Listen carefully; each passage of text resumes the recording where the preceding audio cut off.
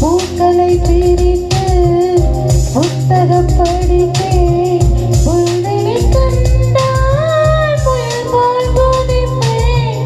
நான் மற்றும் நீரில் தனிமையில் நடப்பேன். நடைபாதை கடலில் தேநீர் குடிப்பேன். வாழ்க்கையின் ஒரு பாதி நான் இங்கு வசிப்பேன். வாழ்க்கையின் ஒரு பாதி நான் இங்கு ரசிப்பேன். காற்றில் வரும் மேகம் போல நான் இன்று மிதப்பேன். மார்கழி போவே மார்கழி போவே உன்படி மேலே ஓரிடம்